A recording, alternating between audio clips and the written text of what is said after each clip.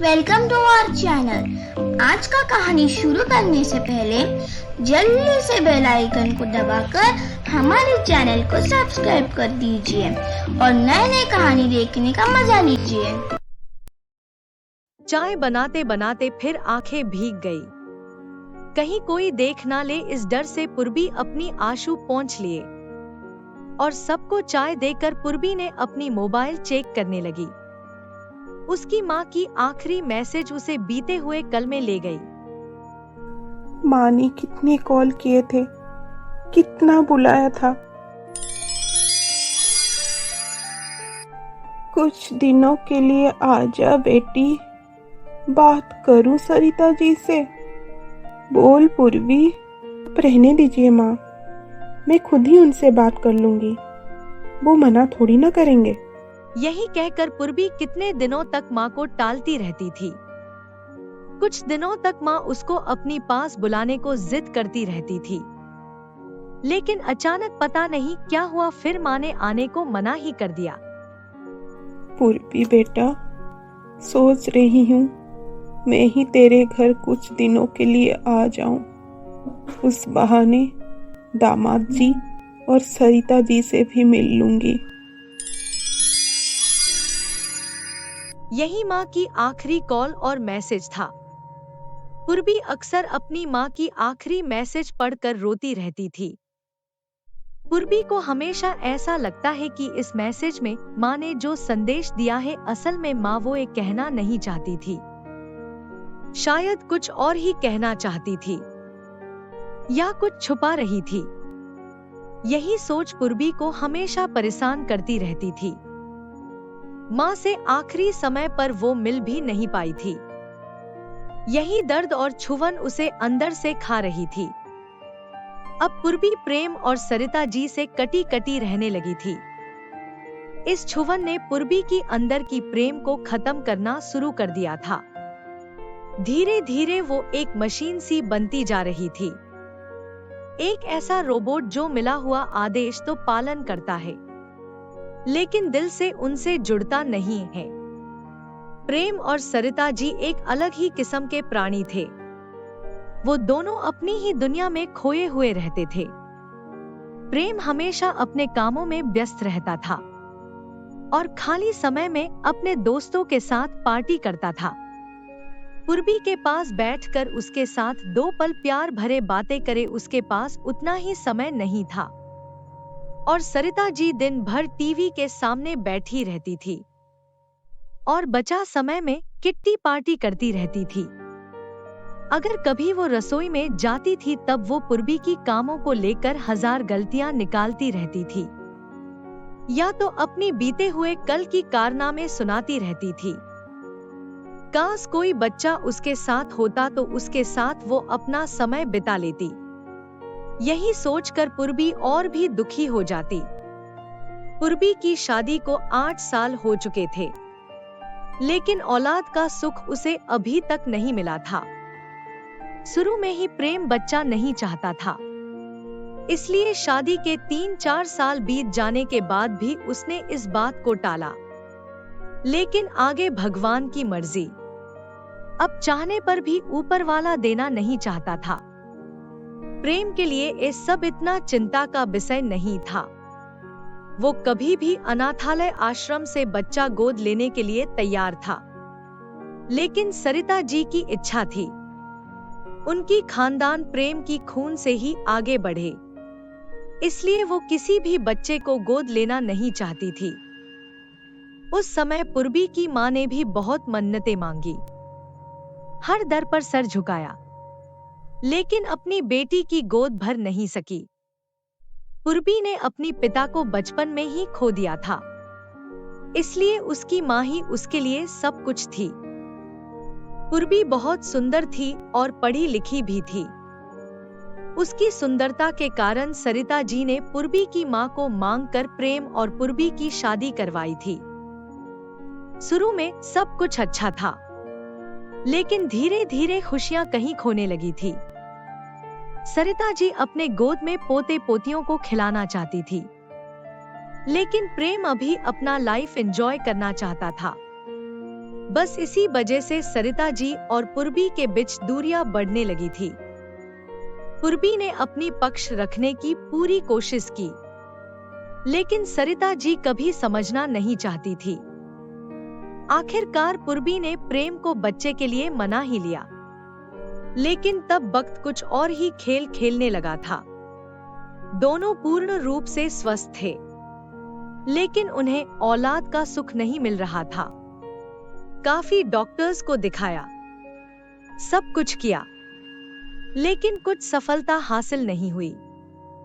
सरिता जी पूर्वी से निराश होने लगी थी, लेकिन जब पूर्वी अपनी मां के घर जाना चाहती थी, तब सरिता जी कुछ ना कुछ बहाना बनाकर उसे रोक ही लेती थी।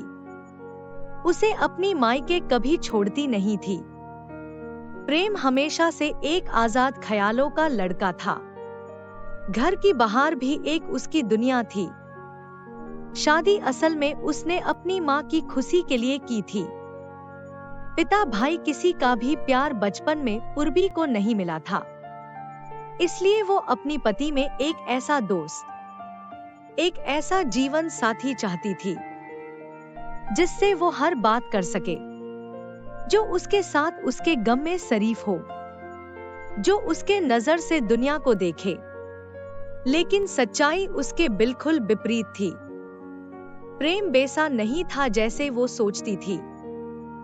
पूर्वी चाहती तो कोई निर्णय लेकर खुद को इन परेशानियों से छुटकारा पा सकती थी, लेकिन वो अपने संस्कारों में बंधी हुई थी, इसलिए हमेशा चुपचाप सहती रहती थी।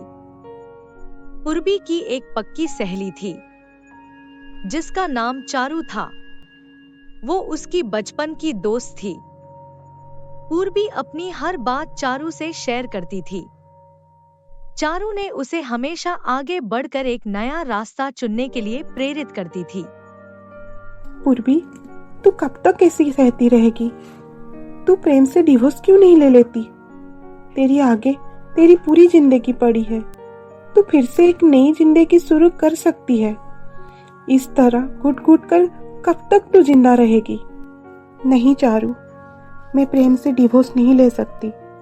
मैं उनसे बहुत प्यार करती हूँ। तू चिंता मत कर, एक ना एक दिन सब कुछ ठीक हो जाएगा। प्रेम मेरी अहमियत जरूर समझेंगे। अच्छा, मैं अब रखती हूँ, बहुत रात हो गई है। अच्छा ठीक है, तू कहती है तो मान लेती हूँ। तुम अपना ख्याल रखना। अगर कुछ जरूरत पड़ी तो मुझे कॉल करना। बाय। पूर्वी अक्सर माँ को याद करके रोया करती थी। एक दिन वो बहुत उदास थी, बहुत रो रही थी। तभी सरिता जी पूर्वी की कमरे में आ गई। पूर्वी को रोता हुआ देखकर उन्हें बहुत गुस्सा आया। गुस्से में उन्होंने पूर्वी को बहुत बुरा भला कहा। क्यों घर में हर वक्त मनुष्यत फैला कर रहती हो? इतनी ही याद आ रही है अपनी माँ की तो चली क्यों नहीं जाती उनके पास? पता नहीं क्या मुसीबत गले पड़ गई है। सरिता जी की बातें सुनकर पूर्वी को बहुत दुख पहुंची। जब माँ के पास जाना चाहती थी तब आपने जाने नहीं दिया। कितने फोन किए थे माँ ने, कितने विनती किए थे उन्होंने आपको, लेकिन आपने मुझे जाने नहीं दिया। हाँ, तुम्हारी माँ ने मुझे कॉल किया था और वो भी आना चाहती थी यहाँ पर, लेकिन मैंने उन्हें मना किया था यहाँ आने को। मेरी घर में ऐसे लोगों के लिए कोई काम नहीं है।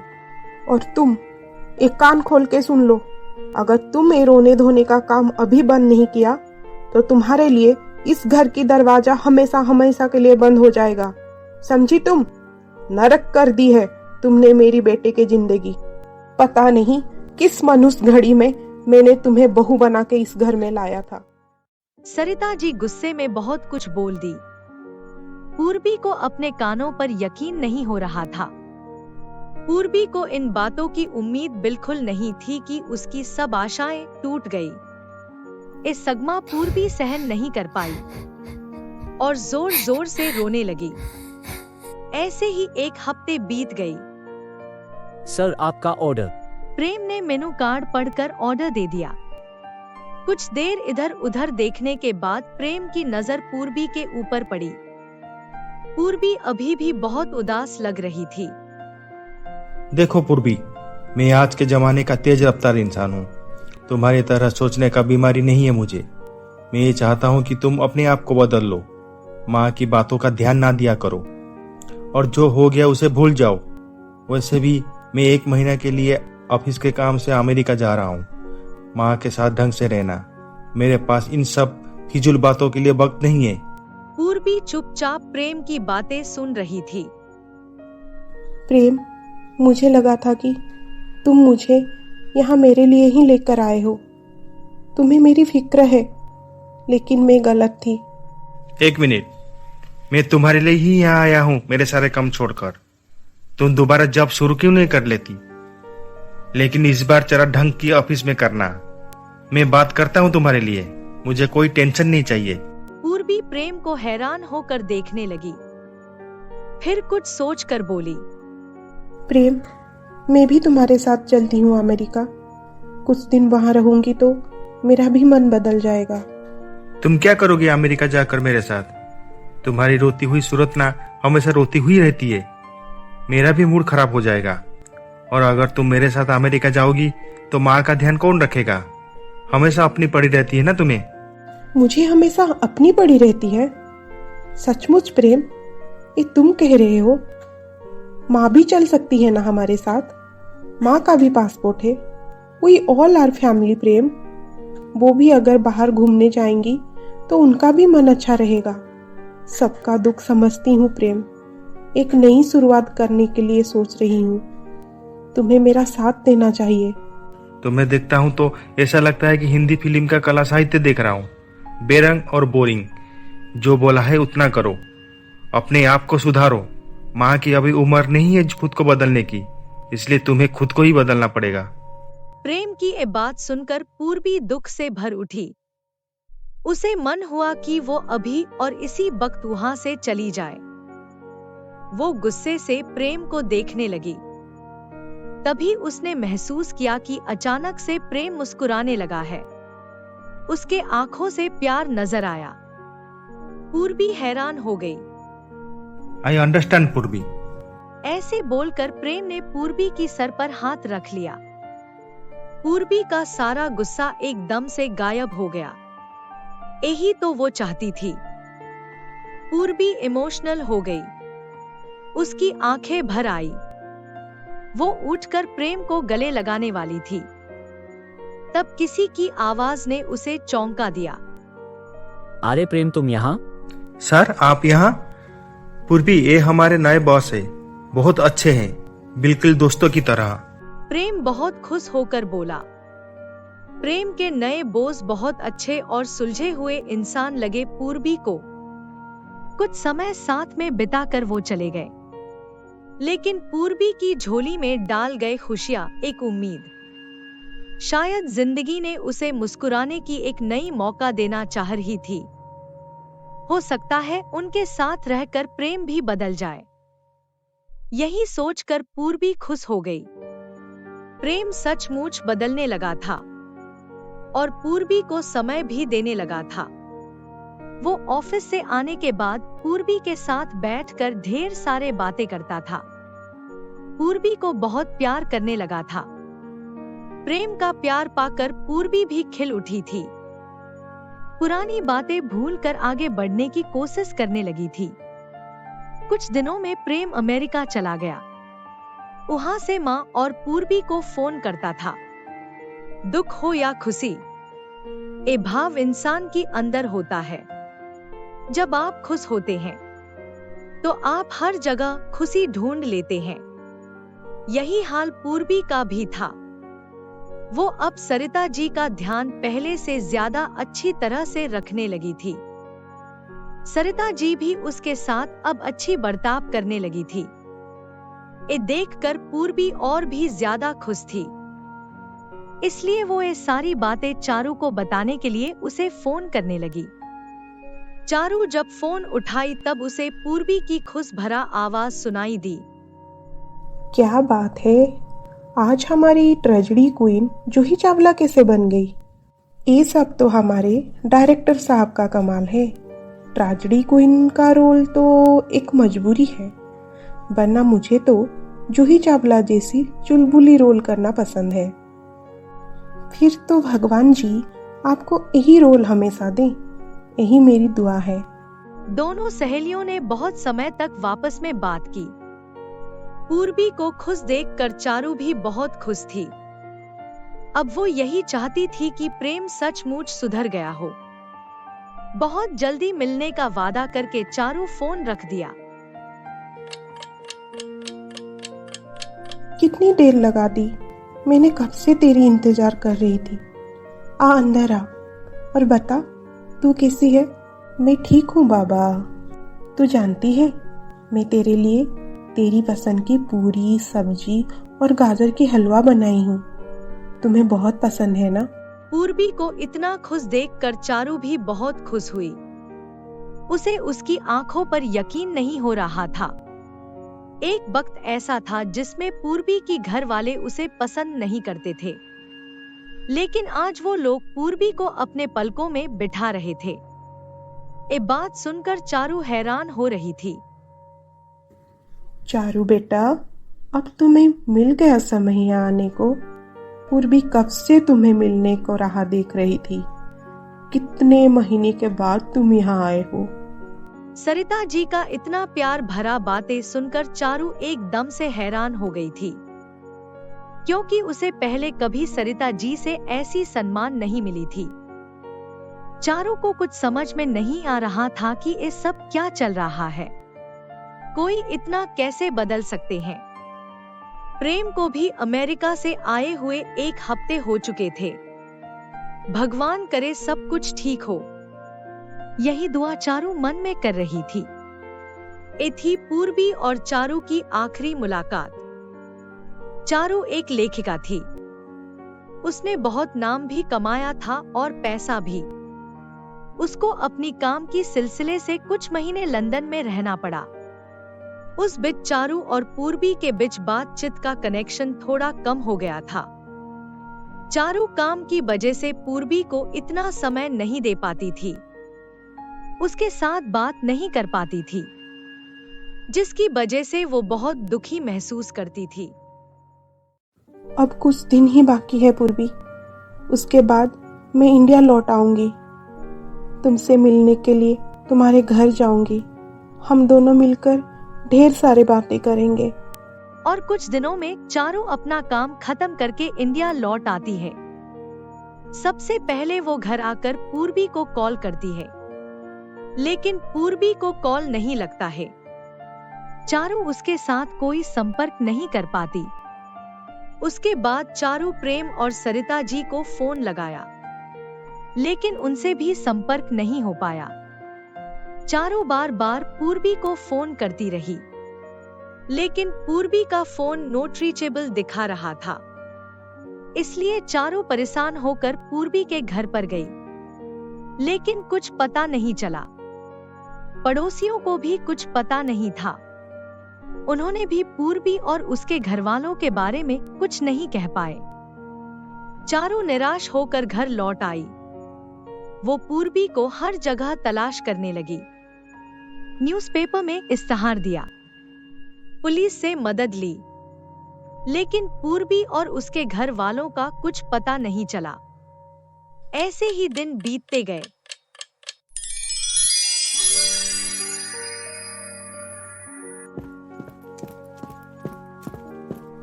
चाय लो चारू।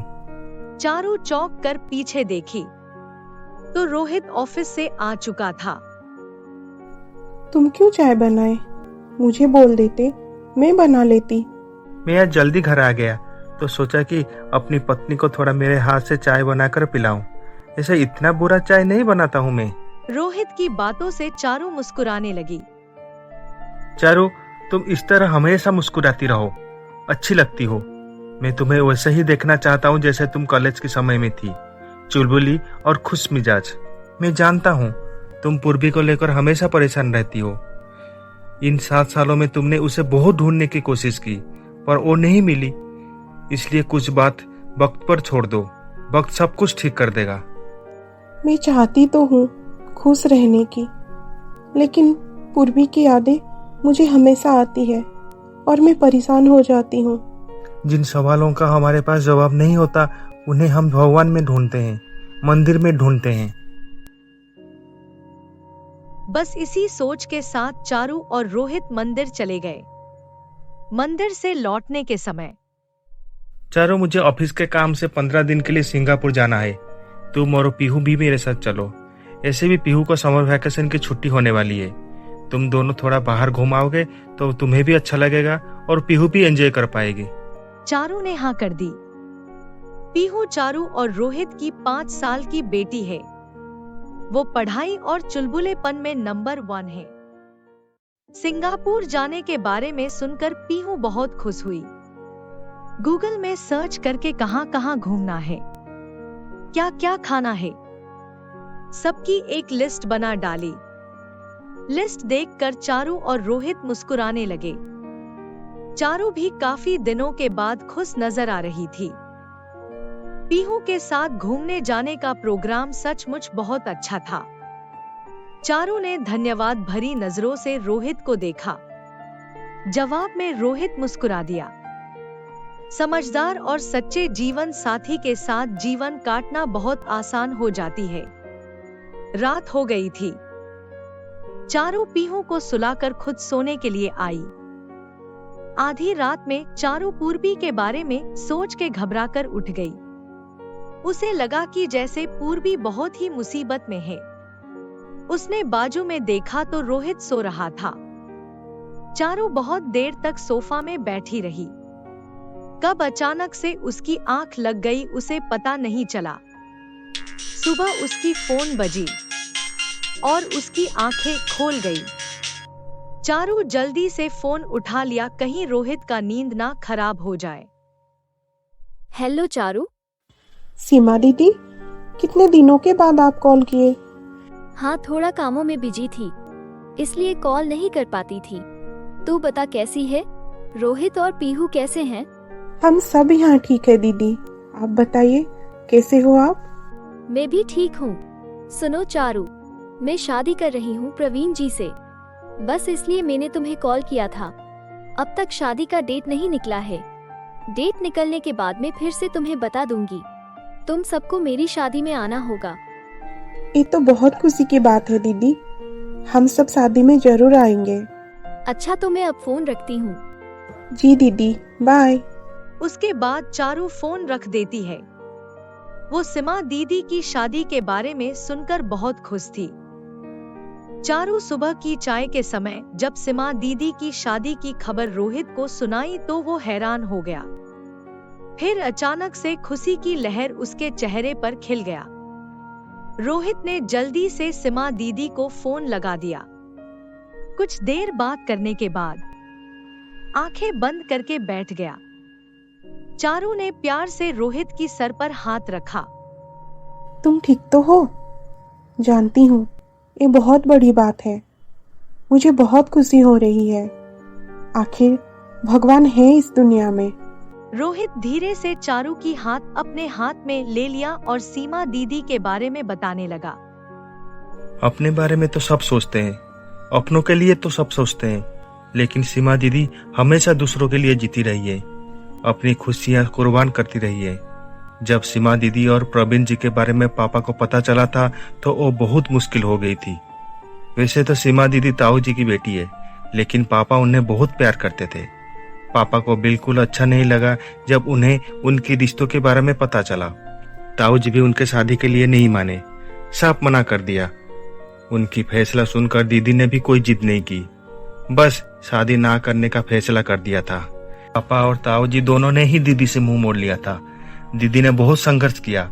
मुझे खुशी है कि अब खुद के लिए वो जी सकेगी। क्यों ना दीदी से मिलने चले, उन्हें सरप्राइज देते हैं। क्या कहते हो रोहित? रोहित भी खुशी से हाँ कर दी। चारू कुछ समय के लिए खुशी से खिल गई, लेकिन फिर उदास हो गई।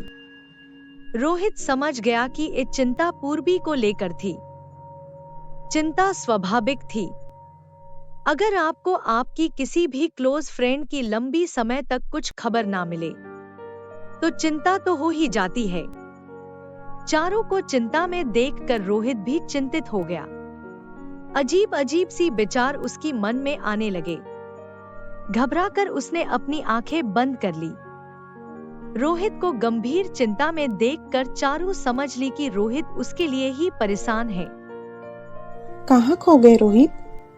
किसकी यादों में खो गए? कोई नेहा, गीता, मीना, टीना कोई है तो बता दो, मैं बुरा नहीं मानूंगी, क्योंकि अब तक तो उनकी भी शादियां हो गई होगी। चारू मुस्कुराते हुए बोली। चारू को मुस्कुराते हुए देखकर रोहित की जान में जान आई। कुछ तो राज छोड़ दो मैडम, हमारा भी तो कोई सीक्रेट होना चाहिए, क्यों है ना? सीक्रेट? कौन सा सीक्रेट पापा? मुझे भी सीक्रेट जानना है, मुझे भी बताओ ना पापा। तभी पीहू खरगोश की तरह उछल उछल कर वहाँ आ जाती है। पीहू को देखकर चारू और रोहित मुस्कुराने लगे और समझ गए कि पीहू की 1000 सवालों का उन्हें अब जवाब देना होगा। रोहित पीहू को कल की प्रोग्राम की जानकारी दे दी। हम कल सब दिल्ली जाने वाले हैं। वाह, दिल्ली, बहुत मजा आएगा। फिर अगले दिन तीनों दिल्ली के लिए निकल पड़ते हैं। दिल्ली एयरपोर्ट में पहुंचकर वो लोग टैक्सी में सीमा दीदी के घर जाते हैं। रास्ते में रोहित अपनी पुराने दिनों को याद करके खो जाता है। कैसे वो बचपन में सीमा दीदी के साथ खेलता था, छोटी छोटी बातों को लेकर नाराज हो जाता था, कैसे ताऊ जी उसे समझाते थे। वो सब बातें याद करके वो मन ही मन मुस्कुराने लगा। कब टैक्सी सीमा दीदी के घर पहुंच गया उसे पता नहीं चला। तब चारू उसे बोली, कहाँ खो गए पतिदेव? हम सीमा दीदी के घर पहुंच गए हैं। कृपया आपकी चरण धरती पर रखें और उन्हें दर्शन करने का अवसर प्रदान करें। चारू की बात सुनकर सब हंस पड़े और टैक्सी से उतर पड़े। उन्हें देखकर प्रताप चाचा बाहर आए, जिनकी प्यार और डांट सुनकर रोहित बड़ा हुआ। ये सब बातें याद करके रोहित की आंखें भर आई। प्रताप चाचा भी बहुत भावुक हो गए। चाचा जी, सीमा दीदी घर पर है? नहीं बेटा, वो घर में नहीं है, उसे आने में लेट हो जाएगी। तुम लोग घर के अंदर आओ। घर पुरानी थी, लेकिन घर की कलरिंग के कारण वो चमक रही थी। ये सब देखकर रोहित फिर से भावुक हो गया। उसके बाद प्रताप चाचा ने उनको खाने को दिया। तुम लोग सफर में थक गए होंगे, अब कुछ देर आराम कर लो, तुम्हें अच्छा लगेगा। तब रात की 8 बज चुके थे, फिर भी सीमा दीदी घर नहीं आई थी। चाचा जी, रात के 8 बज चुके हैं, सीमा दीदी अभी तक घर नहीं आई, सब कुछ ठीक है ना? सीमा आती ही होगी, आजकल किसी काम में व्यस्त है, रोज ही रात को लेट हो जाती है। चाचा जी के कहने पर वो लोग आराम करने के लिए चले गए। थकान की वजह से पीहू सो गई। कुछ देर सीमा दीदी की इंतजार करके चारू और रोहित भी सो गए। कुछ समय के बाद गाड़ी की हॉर्न बजी। हॉर्न की आवाज सुनकर चारू की आंख खुल गई। तब रात की 2 बज रहे थे। चारू कमरे से बाहर आकर देखी तो सीमा दीदी एक लड़की के साथ कार से बाहर निकली। वो खुशी से सीमा दीदी के पास जा रही थी। तभी उसकी पैर फिसला और वो नीचे गिर गई। उसे बहुत जोर से मोच आ गई।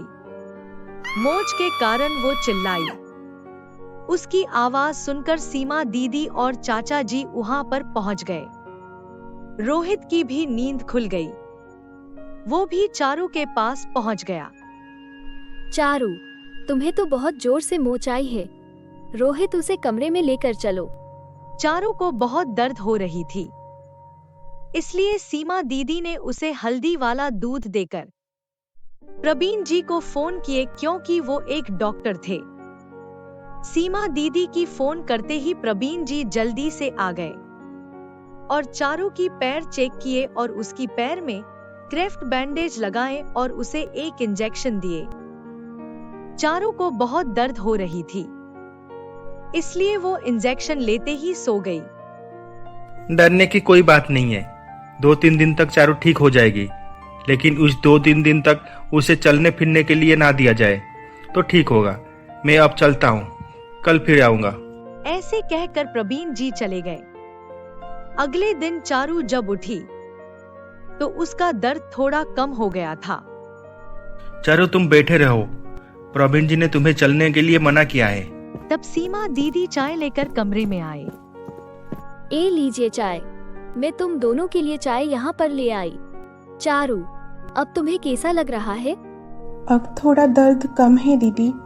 मुझे माफ कर दो चारू, तुम दोनों मुझे सरप्राइज देने यहाँ आ गए, लेकिन यहाँ आते ही तुम्हारा ये हाल हो गया। उसमें आपकी क्या गलती है दीदी? आप क्यों मुझे माफी मांग रहे हो? मैं ही आपको देखकर खुशी की मारे दौड़कर आपसे मिलने जा रही थी। पता नहीं कैसे मेरी पैर फिसल गई और मैं नीचे गिर गई। मुझे देखकर चलना चाहिए था दीदी। उसमें आपकी कोई गलती नहीं है और आप मुझे माफी मांगने की कोई जरूरत नहीं है। अच्छा ठीक है, अब तुम दोनों चाय पियो, वरना चाय ठंडा हो जाएगा। सीमा दीदी कुछ दिनों के लिए जॉब से छुट्टी ले ली ताकि चारू और रोहित के साथ अच्छी तरह से टाइम स्पेंड कर सके। सीमा दीदी चारू की बहुत अच्छी तरह से ख्याल रखती थी। एक दिन चारू ने कहा, दीदी, उस दिन आपके साथ एक लड़की थी, कौन थी वो? चारू की बात सुनकर दीदी मुस्कुरा दी।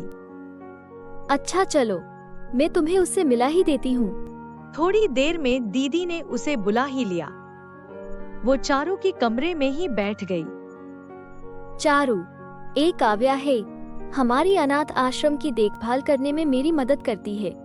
वो वहाँ पर ही रहती है। और काव्या, ए चारू है, मेरी भाई रोहित की पत्नी, मुंबई से आई है। काव्या चारू और मुंबई का नाम सुनकर घबरा गई। उसकी आंखों से आंसू निकलने लगे। वो दौड़कर वहां से चली गई। उसे इस तरह से देखकर चारू परेशान हो गई। दीदी, ये काव्या को क्या हुआ? वो इस तरह से क्यों चली गई? चारू, उसके साथ बहुत दर्द भरा हादसा हुआ है। उसकी जख्मों को भरने के लिए समय लगेगा। अभी उसकी चोट ताजा है। तुम चिंता मत करो, तुम अब आराम करो, मैं अभी आई। सीमा दीदी की जाते ही रोहित और पीहू कमरे में आ गए। रोहित को देखकर चारू बोली, रोहित, तुम जानते हो, अभी मुझसे मिलने काव्या आई थी। वो दीदी के अनाथ आश्रम में काम करती है। वो मेरी नाम सुनकर अचानक से घबरा गई और यहाँ से रोते रोते चली गई। वो जब से गई है तब से मेरा मन बेचैन हो रहा है। वो इस तरह अचानक से क्यों चली गई? सुनो रोहित, मुझे उससे मिलना है। मैं उससे बात करना चाहती हूँ। तुम दीदी को बोलो ना, हम उससे मिलने अनाथ आश्रम चलते हैं। चारू, मेरी बात सुनो। पहले तुम्हारा पैर को ठीक होने दो, फिर मैं दीदी से बात करता हूँ। तुम अभी आराम करो। 2-3 दिन के बाद चारू पूरी तरह से ठीक हो गई। वो ठीक से चलने फिरने लगी थी। रोहित, मेरी पैर अब ठीक हो चुकी है। मैं अब ठीक से चल पा रही हूँ। मुझे दर्द भी नहीं हो रही है। मैं काव्या से मिलना चाहती हूँ। रोहित, तुम प्लीज दीदी से बात कर लो। ठीक है, मैं दीदी से बात कर लूंगा। उसके बाद रोहित सीमा दीदी से बात की काव्या से मिलने जाने के लिए। सीमा दीदी ने भी मिलने की परमिशन दे दी और साथ में वो भी जाएंगी बोली। फिर अगले दिन सुबह होते ही चारू, रोहित और दीदी तीनों अनाथ आश्रम काव्या को मिलने गए। जब वो तीनों काव्या के पास गए तो वो चारू को देखकर चौंक गई और उसकी हाथ से किताब नीचे गिर गया। उस किताब से एक फोटो निकलकर चारू के पैर के पास गिरा। चारू जब वो फोटो उठाई तो फोटो को देखकर वो हैरान हो गई। वो फोटो और किसी की नहीं बल्कि पूर्वी की थी। पूर्वी की फोटो? और यहाँ? रोहित, ये देखो, पूर्वी की फोटो। हाँ चारू, ये तो पूर्वी की फोटो है। लेकिन पूर्वी की फोटो काव्या के पास कैसे आई? तुम कौन हो काव्या? और पूर्वी की फोटो तुम्हारे पास कैसे आई? जहां तक मैं जानती हूँ पूर्वी की कोई बहन नहीं है और उसकी मेरे अलावा कोई अच्छी सहेली भी नहीं है, तो तुम्हारे पास उसकी फोटो कैसे आई? कौन हो तुम और पूर्वी को कैसे जानती हो? और अब पूर्वी कहाँ है? कितनी सालों से मैं उसे ढूंढ रही हूँ, वो मुझे अभी तक नहीं मिली है। पूर्वी अब कहाँ है काव्या? कैसी है वो? अगर तुम कुछ जानती हो तो मुझे बताओ। नहीं, मैं किसी पूर्वी को नहीं जानती, नहीं जानती मैं किसी को। अगर तुम पूर्वी को नहीं जानती तो उसकी फोटो तुम्हारे पास कैसे आई? और उस दिन तुम मेरी नाम सुनकर घबराकर चली क्यों गई? बोलो काव्या, मैं तुम्हारे सामने हाथ जोड़ती हूँ, तुम्हारे सामने पैर पड़ती हूँ। अगर तुम्हें मेरी पूर्वी के बारे में कुछ भी पता है तो बोलो, प्लीज बोलो, वरना मैं यहाँ से नहीं जाऊंगी काव्या, प्लीज बोलो। ऐसे बोलकर चारू जोर जोर से रोने लगी। उसे रोता हुआ देखकर काव्या भी रोने लगी। मुझे माफ कर दो चारू, मुझे माफ कर दो। मैं तुम्हारी और पूर्वी की गुनहगार हूँ। मुझे जीने का कोई हक नहीं है। काश कि मैं उस दिन मर गई होती तो मुझे इस तरह शर्मिंदगी की जिंदगी जीना नहीं पड़ती। काव्या की बातें सुनकर सब हैरान हो गए। फिर चारू उसे पूछी, तुम किस दिन की बात कर रही हो? क्या हुआ था उस दिन तुम्हारे साथ? तुम खुलकर हमें नहीं बताओगी तो हम तुम्हारी और पूर्वी के बारे में कैसे जान पाएंगे? प्लीज हमें सब कुछ सच सच बता दो। मैं और प्रेम एक ही कॉलेज में पढ़ते थे। हम एक दूसरे को बहुत प्यार करते थे, लेकिन प्रेम की माँ ने जब पूर्वी को देखा तो वो प्रेम की शादी पूर्वी से करा दी। प्रेम ने भी कोई आवाज नहीं उठाई, चुपचाप पूर्वी से शादी कर ली। लेकिन मैंने प्रेम के इंतजार में कभी शादी नहीं की, क्योंकि मैं अपनी जिंदगी बस उसी के साथ बिताना चाहती थी।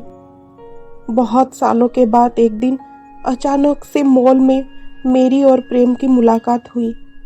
तब उसने मुझे कहा कि वो पूर्वी के साथ खुश नहीं है, वो पूर्वी को तलाक देकर मुझसे शादी करना चाहता है। उसकी बात सुनकर मेरी सोई हुई सपने फिर से जाग गए। मैं भी प्रेम से शादी करने के लिए तैयार हो गई, लेकिन उसने मेरी सामने पूर्वी की गलत तस्वीर रखी। प्रेम ने मुझे बताया कि पूर्वी अच्छी और संस्कारी लड़की नहीं है, उसकी किसी और के साथ चक्कर है। मैं भी प्रेम की बातों में आ गई। उसने मुझे बताया कि पूर्वी उसे डिवोर्स देना नहीं चाहती, इसलिए हम दोनों ने मिलकर उसे अपनी रास्ते से हटाने का प्लान सोचा। प्रेम के एक नए बॉस महिलाओं का बहुत सम्मान करते थे, इसलिए प्रेम उनके साथ रहकर पूर्वी से अच्छा बर्ताव करने का ढोंग करने लगा, जिससे कि उसे अमेरिका जाने का मौका जल्दी से मिल जाए। और प्रेम अमेरिका गया भी। प्लान के हिसाब से प्रेम की जाने के बाद मैंने पूर्वी के घर गई। आप कौन हैं? जी मैं काव्या हूँ, प्रेम सर के ऑफिस में काम करती हूँ। लेकिन प्रेम तो घर पर नहीं है। हाँ मैं जानती हूँ, सर अमेरिका गए हुए हैं। मैं इम्पोर्टेंट फाइल देने आई थी जो सर ने ऑफिस में छोड़ के चले गए थे। मुझे लगा कि ये इम्पोर्टेंट होगा, उसमें आपकी फ़ोटो भी देखा, इसलिए मैं देने चली आई। Oh thank you so much. आप खड़े क्यों हैं? बैठिए ना, मैं आपके लिए चाय नाश्ता लेकर आती हूँ। अरे नहीं, इसकी कोई ज़रूरत नहीं है, मैं अब चली जाऊँगी। ऐसे कैसे जाने दूंगी आपको? आप प्रेम की कलीग है। अगर मैं आपको बिना खाए पिए यहाँ से जाने दिया तो प्रेम मुझ पर गुस्सा करेंगे। आप बैठिए, मैं अभी आई। उसके बाद मेरी और पूर्वी की दोस्ती हो गई। ये दोस्ती तो एक नाटक था ताकि वो मेरी जाल में फंस जाए। और वहाँ पर ही उसने तुम्हारी बारे में मुझे बताया था और तुम्हारी फोटो भी दिखाई थी। उसने ये भी बताया था कि तुम उसकी बहुत अच्छी फ्रेंड हो। इतना कहकर काव्या चुप हो गई। फिर आगे क्या हुआ? बोलो काव्या। उसके बाद प्रेम अमेरिका से वापस आ गया। उसके आने के कुछ दिनों के बाद वो पूर्वी को लेकर एक गेस्ट हाउस में गया। वहाँ पर मैं पहले से आई हुई थी। जब पूर्वी मुझे वहाँ पर देखी तो वो हैरान हो गई। जब उसे मेरी और प्रेम की रिश्ते के बारे में पता चली तो बहुत दुखी हो गई और उसकी आंखों से आंसू निकलने लगे। पूर्वी, अब जब तुमने मेरी और काव्या के रिश्ते के बारे में जान ही लिया है तो एक बार ये बात भी जान लो, मैं हमेशा से ही काव्या से प्यार करता था। तुमसे कभी मैंने प्यार ही नहीं किया। तुम्हारे साथ शादी तो सिर्फ माँ की खुशी के लिए किया था, क्योंकि मैंने माँ को कभी दुखी देखना नहीं चाहता था। लेकिन अब मैं तुम्हारे साथ नहीं रह सकता। मैं काव्या से शादी करना चाहता हूँ, इसलिए अच्छा होगा कि तुम ये डिवोर्स पेपर में साइन कर दो ताकि हम दोनों अलग हो सके और मैं अपनी जिंदगी काव्या के साथ बिता सकूं। तुम माँ के लिए मुझसे शादी किए थे, तो अब तुम माँ को क्या कहोगे जब माँ तुम्हें काव्या के बारे में पूछेंगे? क्या माँ तुम्हारी और काव्या के रिश्ते को स्वीकार करेंगे? माँ को हाँ करना होगा, क्योंकि माँ तुमसे पोता पोती की उम्मीद कर रही थी, लेकिन तुम तो उन्हें एक खुशी नहीं दे पाई। माँ इसलिए तुमसे अक्सर नाराज रहती है। वो तो अब बहुत आसानी से मान जाएगी काव्या को उनकी बहू बनाने के लिए। इसलिए तुम्हारे लिए यही अच्छा होगा, तुम ये डिवोर्स पेपर में साइन करो और यहाँ से चलती बनो। तुम इतने सालों तक मुझे धोखा दे रहे थे और मैं यही समझ रही थी कि तुम मुझसे प्यार करते हो। चाहे तुम कुछ भी कर लो प्रेम, मैं डिवोर्स पेपर में साइन कभी नहीं करूंगी। अगर तुम डिवोर्स पेपर में साइन नहीं किया तो मैं तुम्हें जान से मार दूंगा। पूर्वी, मैं तुम्हारे आगे विनती करती हूँ, तुम प्लीज इस डिवोर्स पेपर में साइन कर दो। मैं नहीं करूंगी, चाहे कुछ भी हो जाए। तब प्रेम ने पूर्वी को बहुत धमकाया, लेकिन वो नहीं डरी। उसने डिवोर्स पेपर में साइन नहीं किया। उसके बाद गुस्से में आकर प्रेम चाकू निकाला और पूर्वी को मारने के लिए आगे बढ़ा। तब पता नहीं मुझे क्या हुआ, मैं पूर्वी की ये हालत देख ही नहीं पाई और अचानक से पूर्वी के आगे आ गई। वो चाकू पूर्वी की जगह मेरी पेट में घुस गया और मैं नीचे गिर गई और चिल्लाने लगी, तुम्हें क्या किया काव्या? पूर्वी, तुम यहाँ से भाग जाओ, वरना प्रेम तुम्हें मार डालेगा। पूर्वी, जाओ, भाग जाओ। नहीं, मैं तुम्हें अकेला इस तरह छोड़कर नहीं जा सकती। मैं तुम्हें हॉस्पिटल लेकर जाऊंगी। तुम सारे औरत एक जैसी हो। तुम्हें पूर्वी को बचाने की बहुत शौक आ गई ना, अब मरो यहाँ पर तुम। पूर्वी, अब मैं देखता हूँ तुम्हें मेरे हाथ से कौन बचाता है। इसे कहकर प्रेम एक बंदूक निकालकर पूर्वी को मारने के लिए आगे बढ़ा। पूर्वी वहां से भागी, प्रेम उसके पीछे गया। उसके बाद मैं बेहोश हो गई और आगे क्या हुआ मुझे कुछ पता नहीं है।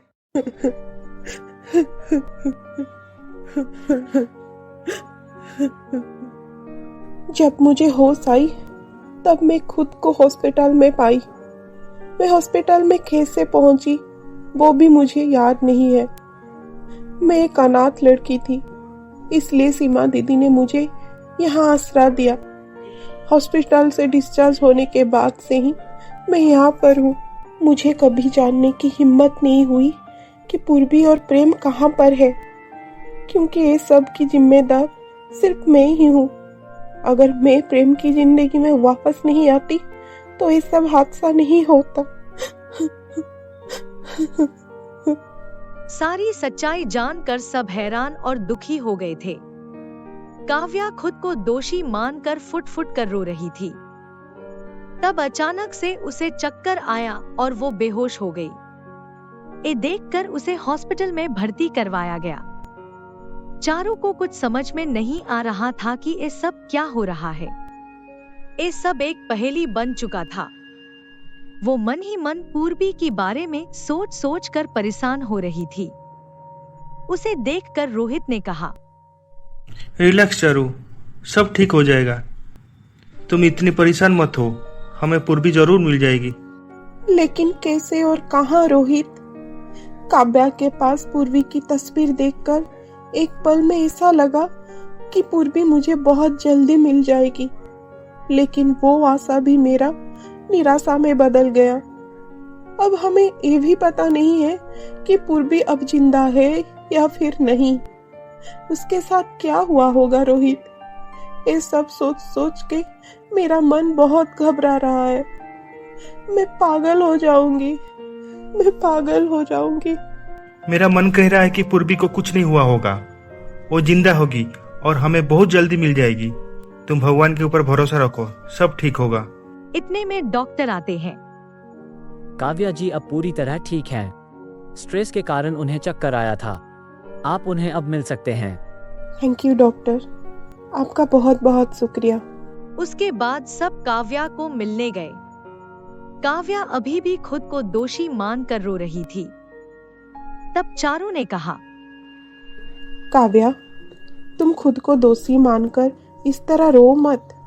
जो कुछ भी हुआ उसमें तुम्हारी कोई गलती नहीं है।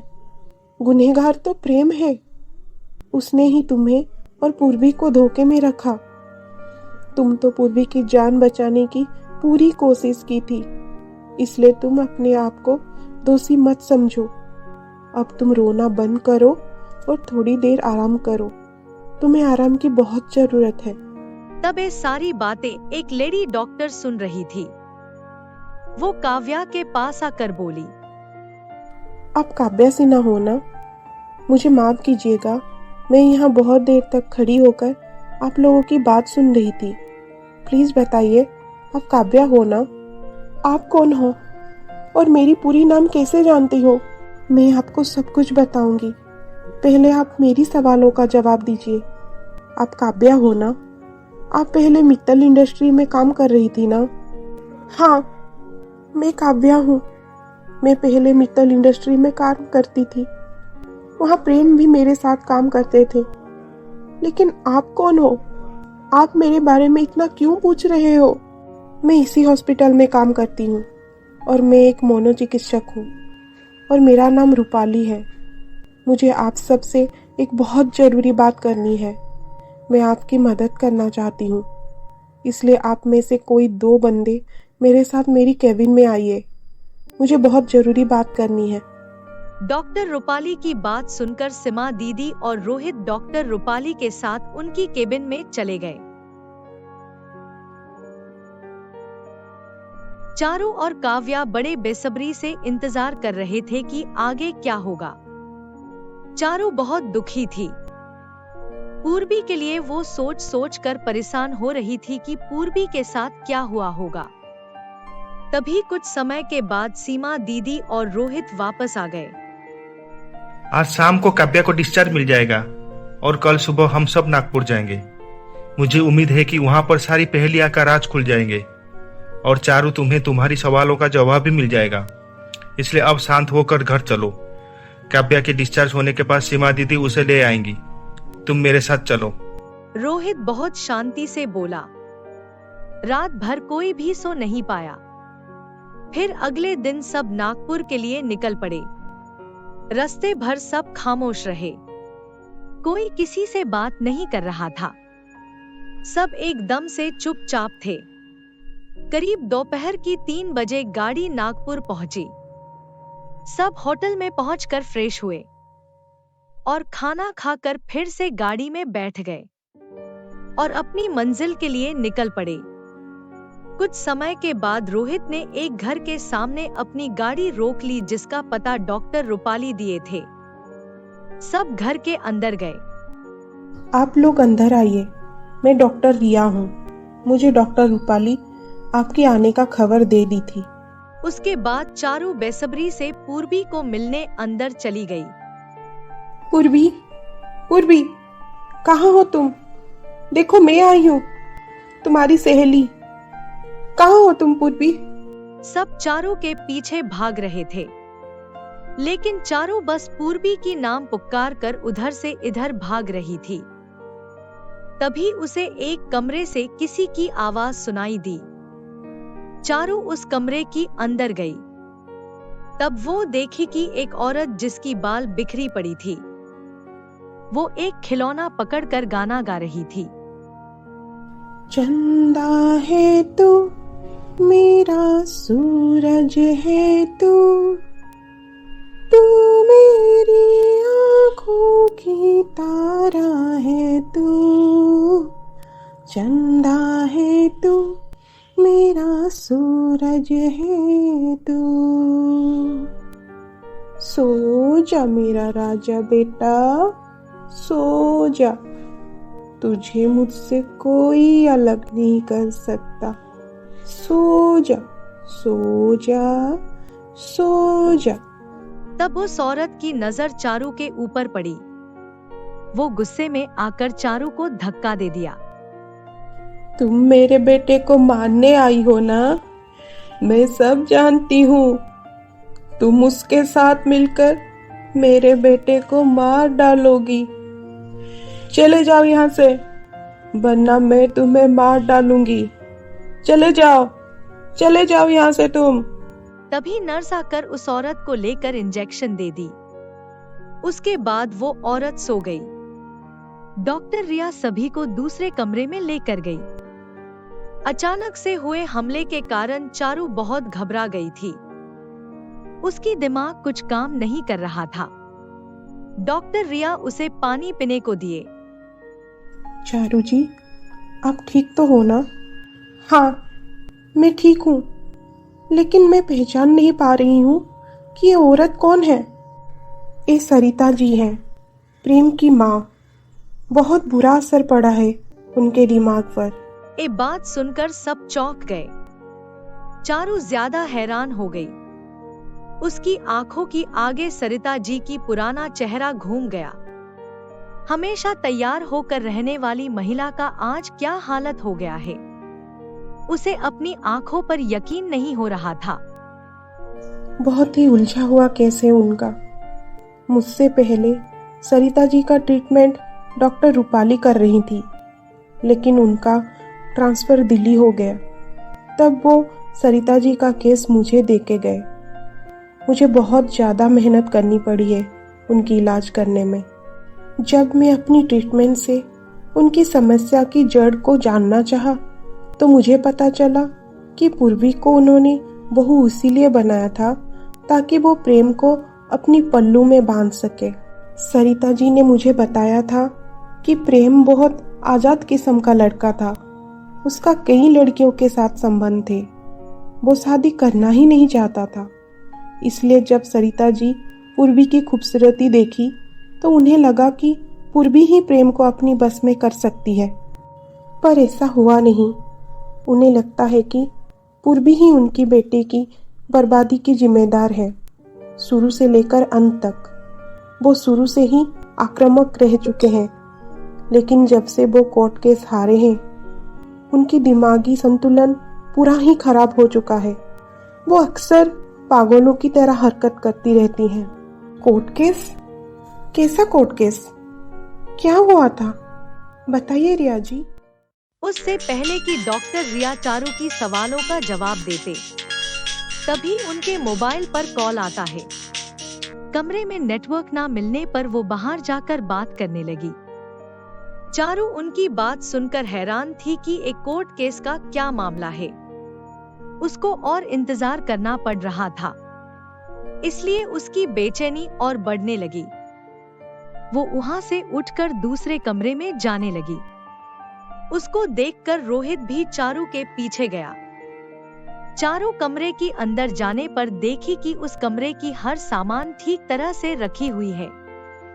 हर चीज अपनी जगह पर थी। तब उसकी नजर एक जगह पर गई तो वहां पर थम गई। उस कमरे में प्रेम की एक बड़ी तस्वीर लगी हुई थी, जिस पर माला टंगी हुई थी। जब चारू और रोहित वो तस्वीर देखी तो वो दोनों हैरान हो गए। चारू और भी ज्यादा परेशान हो गई। पूर्वी के बारे में वो सोच सोच कर उसकी हालत और भी खराब हो रही थी।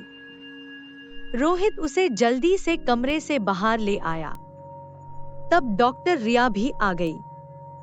एक कमरे में प्रेम की तस्वीर लगी हुई है, जिसमें माला टंगी हुई है। क्या हुआ था प्रेम को? बोलिए रिया जी। सच कहूँ तो पूर्वी के लिए जो गड्ढा उसने खोदा था, वो उसमें खुद ही गिर पड़ा। पहेलियां मत बुझाइए रिया जी, साफ साफ बताइए क्या हुआ था। मैं ऐसे भी बहुत परेशान हूँ। मेरा मन पूर्वी को लेकर बहुत बेचैन हो रही है। उस दिन प्रेम पूर्वी को मारने के लिए उसके ऊपर जानलेवा हमला किया था, लेकिन पूर्वी गेस्ट हाउस से बाहर कर निकल आई। वो भागते भागते एक गाड़ी के पास पहुंच गई। वहां पर एक हस्बैंड और वाइफ खड़े थे। पूर्वी ने उनको सारी बात बताई। तभी प्रेम वहां पर पहुंच गया और गोली चलाने लगा। एक गोली वहां पर खड़े हुए आदमी के पैर पर लगा। ये देखकर पूर्वी गुस्से में आकर हिम्मत कर कर प्रेम की हाथ पकड़ लिया और अपनी पूरी ताकत से बंदूक प्रेम की ओर घुमा दिया। तब बंदूक की गोली प्रेम की गर्दन पर लगी और प्रेम वहीं पर गिर गया और कभी नहीं उठा। उतनी देर में वहां पर पुलिस आ गई और पूर्वी को पुलिस ने गिरफ्तार कर लिया। बोलते बोलते डॉक्टर रिया चुप हो गई। सब खामोशी से सुन रहे थे। क्या पूर्वी अभी जेल में है? नहीं, पूर्वी के ऊपर प्रेम की हत्या का मुकदमा चला था, लेकिन तमाम सबूत और गवाहों से ये पता चला कि एक दुर्घटना थी। पूर्वी ने अपनी और दूसरे लोगों की जान बचाने के लिए ही एक कदम उठाया था। सरिता जी ने बहुत कोशिश की, लेकिन वो एक केस जीत नहीं पाई, जिसका उन्हें बहुत आघात लगा और वो अपना मानसिक संतुलन खो बैठी और अब पागल की तरह बिहेव करने लगी हैं। ये सब सुनकर चारू की आंखें भर आई। रिया जी, पूर्वी अब कहाँ है? जब संसार से मन भागता है तो प्रभु चरणों में ही रमता है। इंस्पेक्टर अशोक उस वक्त पूर्वी की केस हैंडल कर रहे थे। वो पूर्वी को अपनी बहन की तरह मानने लगे थे। पूर्वी अब उनके पास हरिद्वार में रहती है। तभी रिया का मोबाइल पर फिर से कॉल आता है। अशोक जी का कॉल है। अगर आप लोग चाहें तो हम कल उनसे समय ले सकते हैं। जी जरूर। डॉक्टर रिया अशोक जी से बात किए और उनसे मिलने की समय मांगी और उनको सारी बात बताई। सारी बात सुनकर अशोक जी ने भी मिलने की इजाजत दे दी। हमें अशोक जी ने मिलने की इजाजत दे दी है। हम सबको आज ही हरिद्वार के लिए निकलना पड़ेगा। उसके बाद रोहित जल्दी से सबका फ्लाइट का टिकट करता है और सब हरिद्वार के लिए निकल पड़ते हैं। वहां पहुंचकर सब टैक्सी में अशोक जी के घर के लिए निकल पड़ते हैं। करीब सुबह की 7 बजे वो सब वहां पर पहुंच जाते हैं। उनके घर को देखकर पता चलता था कि अशोक जी प्रकृति प्रेमी हैं। चारों तरफ फैली हरियाली और फूलों के खुशबू ने सबको मंत्रमुग्ध कर दिया। तभी अशोक जी वहां पर पहुंचे। काफी शांत और अच्छे स्वभाव के थे अशोक जी। आते ही सबको राम राम कहे और अपना परिचय दिए। डॉक्टर रिया अशोक जी को सबका परिचय दिए। वो सबसे मिलकर बहुत खुश हुए। बगीचे में ही अशोक जी ने सबके लिए चाय नाश्ता का इंतजाम कर दिया था। चारों बेसब्री से पूर्वी की इंतजार में इधर उधर देख रही थी। तब अशोक जी ने उसे देखकर कहा, प्रेम कभी रिश्तों का मोहताज नहीं होता। ये मैंने आपके और पूर्वी के रिश्ते से जाना। उसकी बातों में हर वक्त आपका ही जिक्र होता है। अशोक जी के बातें सुनकर चारू की आंखें भर आई। याद करती है पूर्वी मुझे तो लग रहा था कि वो मुझे भूल गई है। ये सवाल आप खुद ही उसे पूछ लीजिए। बहुत जल्द आप दोनों की मुलाकात होगी। दरअसल जो कुछ भी उसके साथ हुआ, उससे बाहर निकलने में उसे काफी समय लग गया। अनजाने में ही सही प्रेम का उसकी हाथों से खून हो गया था। वो उस बात के लिए खुद को माफ नहीं कर पा रही थी। उस अपराध की बोझ से निकलने के लिए उसे बहुत समय लग गया। यही सोचकर मुझे भी हैरान होती है अशोक जी। पूर्वी जैसी लड़की जो कभी मच्छर नहीं मारती थी, सबसे प्रेम करती थी, बस अपनी जिंदगी में सबको देना ही जानती थी, कैसे उसके हाथों से अनजाने में ही सही प्रेम का खून हो गया। समझ में नहीं आता, आखिर दोषी कौन है, किसकी गलती थी? चारू बहुत भावुक होकर बोली। दोषी वो स्वयं है। एक महिला की कोमल स्वर सुनाई दी। तब चारों मुड़कर पीछे देखी तो पूर्वी वहां पर खड़ी थी। पूर्वी, उसके बाद चारों दौड़कर उसे गले लगा दी। पूर्वी को देखकर सब खुश हो गए। काफी समय तक चारू और पूर्वी गले लगे रहे। मम्मा, ये कौन है? आप उन्हें देखकर इतना खुश क्यों हो रहे हैं? पीहू बेटा, यही तो तुम्हारी पूर्वी मासी है। अच्छा, तो ये पूर्वी मासी है। मासी, आपको पता है मम्मा आपके लिए कितना परेशान थी। दिन रात आपके बारे में सोच सोच कर रोती रहती थी। उन्हें देखकर मुझे भी दुख होता था और मैं हमेशा भगवान से प्रार्थना करती थी कि आप जल्दी से मिल जाए। भगवान ने मेरी बात सुन ली।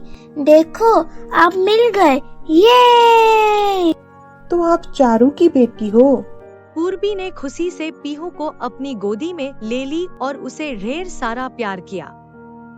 उसके बाद पूर्वी चारू के हाथ अपनी हाथ में लेकर कहा, दोषी मैं स्वयं हूँ चारू। जब परिस्थितियाँ नहीं सुधर रही थी तब मुझे कुछ ना कुछ आइडिया हो गया था कि कुछ भी सही नहीं हो रहा है। फिर मैं भी आंखें बंद करके किसी चमत्कार की उम्मीद में जी रही थी। मुझे वक्त रहते ही कुछ ठोस कदम उठा लेना चाहिए था चारू। तुमने भी मुझे कई बार समझाया था कि प्रेम से अलग होकर एक नई जिंदगी शुरू करने के लिए मैं आगे बढ़ूं। लेकिन जब तक हम ठोकरें नहीं खाते, अनमोल सबक नहीं सीख पाते। अगर उस दिन काव्या की जगह कोई और लड़की होती तो शायद वो मुझे कभी नहीं बचाती। मैं काव्या की बहुत शुक्रगुजार हूँ। उसने मुझे लड़ने की ताकत दी। प्रेम को मार के मैं बहुत दुखी थी, लेकिन बाद में मैंने जाना कि जगत जननी माँ दुर्गा जब दुष्टों का संहार करते हैं तब हम सभी उत्सव मनाते हैं। फिर प्रेम जैसी राक्षस को मारकर मैंने क्या गलत किया? उसने मेरी और काव्या की जिंदगी बर्बाद करके हमें मारना चाहता था। यहाँ तक कि बेकसूर आदमी के ऊपर भी उसने गोली चलाया था। अगर मैं उसे नहीं मारती तो वो हम सबको मार डालता। क्या ये सही होता? अगर वो जिंदा होता तो काव्या और मेरी तरह ना जाने कितने लड़कियों की जिंदगी बर्बाद कर दिया होता। इसलिए मैंने उसे मार के कोई गलत नहीं किया। मुझे अब उसकी मौत से कोई पश्चाताप नहीं हो रहा है। तुम मुझे गलत मत समझो चारू। यहाँ हरिद्वार में पहले मैं दिन रात भक्ति में डूबी रहती थी, लेकिन मेरे मन को कोई भी शांति नहीं मिल रही थी। उसके बाद अशोक भैया ने मुझे गुरुजी से मिलाया। गुरुजी ने मुझे ध्यान कराना सिखाया, गीता का ज्ञान दिया। और फिर अशोक भैया ने मुझे ऐसे परिवारों से मिलाया जिसकी घर की बेटियां अन्याय का शिकार हो गई थी और उनके पास उनको याद करने के अलावा कोई और रास्ता नहीं था। सच कहूँ तो ये सफर बहुत लंबा था, लेकिन मेरी स्वयं की यात्रा ने मैंने जाना कि जीवन कठिन भी है और आसान भी। हमारी जीवन हमारी किए हुए निर्णय पर निर्भर करता है। ये निर्णय लेने की क्षमता एक अच्छे दिल और दिमाग की व्यक्ति में ही हो सकती है। इसलिए ये जरूरी है कि हर घर में श्रीमद् भगवद गीता और रामायण जी का अनुकरण हो, केवल शब्द से नहीं, कर्मों से। माता पिता स्वयं अपनी बच्चों को ये शिक्षा दें ताकि एक अच्छे समाज का निर्माण हो सके जहाँ सब खुश रहें। यानी सरल भाषा से कहूँ तो हमें हमारी संस्कृति के साथ जुड़ना है। इतना कहकर पूर्वी चुप हो गई। सब उसकी बातें सुनकर तालियां मारने लगे। आखिर में चारू को इतनी कोशिश करने के बाद उसकी सहेली पूर्वी मिल गई। इसलिए कहते हैं हौसलों से उड़ान होती है, सच्ची दोस्ती से ही पहचान होती है। जिंदगी में सब कुछ मिल जाता है जब हमारी दोस्ती में जान होती है। आपको मेरी वीडियो अच्छी लगी है तो अपने फ्रेंड्स के साथ शेयर जरूर कीजिए और हाँ दोस्तों, लाइक और सब्सक्राइब करना मत भूलिए।